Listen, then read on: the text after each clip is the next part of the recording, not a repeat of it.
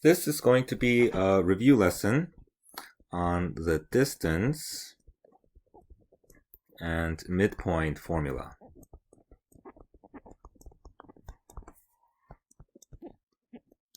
I'm sure you know how to use these formulas, and at least you've heard of these formulas before.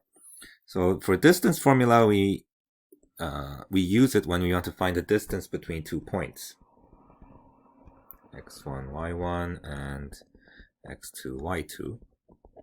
And the shortest distance between 2 points is a straight line.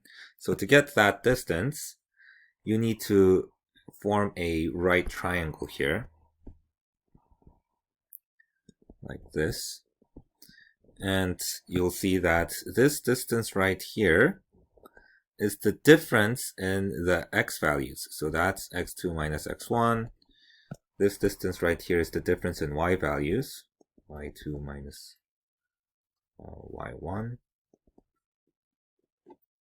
And it doesn't really matter which one you put with which. So for example, you can put y1 minus y2 here and x1 minus x2 here, but just make sure that the order lines up.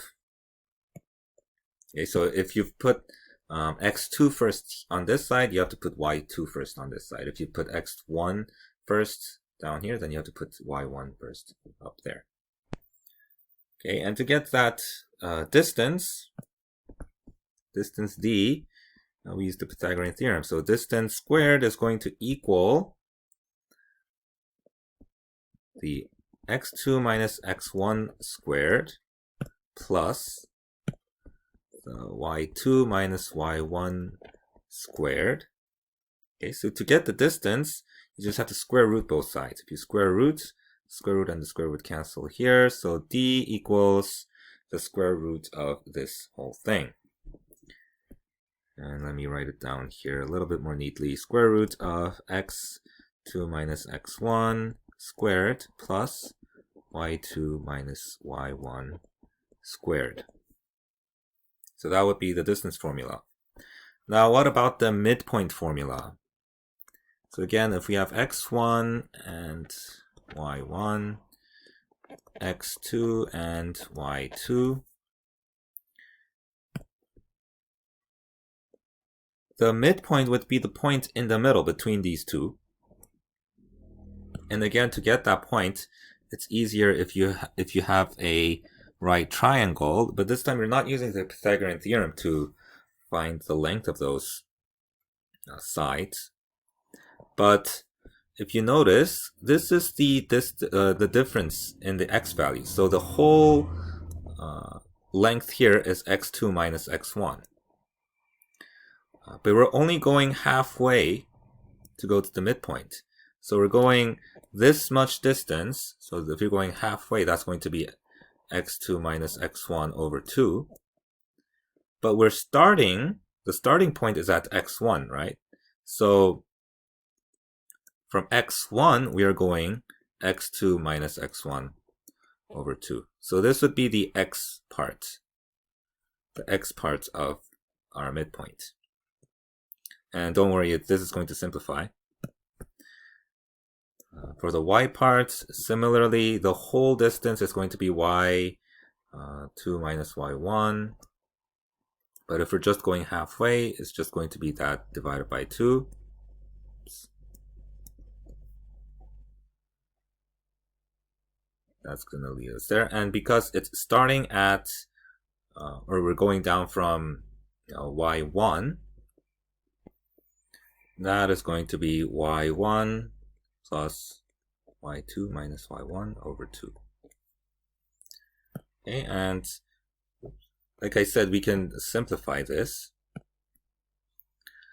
If you do 2 on both sides so that you can combine, you'll notice that the 2x1 and minus x1 can combine together. So this will give you x2 plus x1 over 2. And similarly, for the y part, plus y2 minus y1 over 2, the 2y1 will combine with the negative y1, and you'll get y2 plus y1 over 2. So this is the midpoint formula. This will be our midpoint. To equal x2 plus x1 over 2. And of course the order doesn't matter here because it's addition. Okay, so let's try and solve some of the problems using these formulas.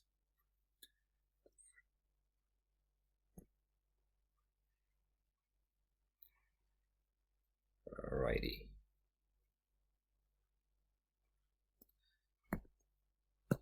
So on a coordinate plane,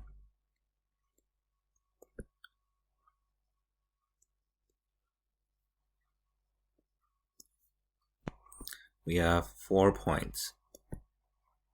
Somewhere down here, and then somewhere up here, somewhere over here. Let's say that this point right here is 1, 1. This point right here is 1, negative 3. This is 4, 5. And let's say that this is 4. Oops. 4, 1 should be up here. Okay, so if you connect these dots, will you get a parallelogram? Connecting these dots means if I connect them like this, oops,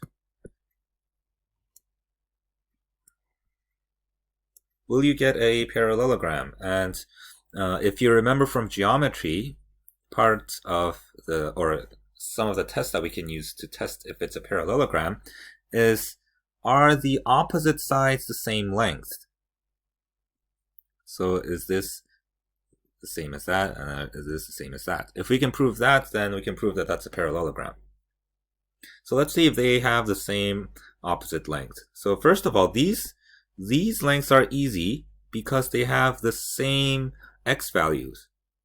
So you can just basically go from 1, 1 to 1, negative 3. You can just count the y values here. So if you want to go from 1, positive 1 to negative 3, how many steps is that? And you can just take the difference between the two. It's going to be 4. Okay, so that length is 4. How about here? From 5 to 1, that length is also 4. Okay, so these sides look good. How about the other two sides? Now for these sides, we will need to use the distance formula.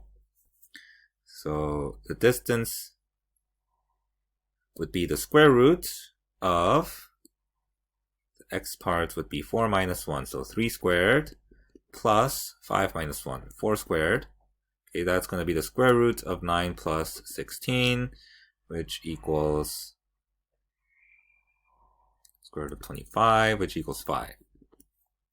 Okay, so this was for this length right here. So I took 1, 1, and 4, 5, and found the distance between those two. So that distance turns out to be 5. How about for this side right here? Again, we take the square root.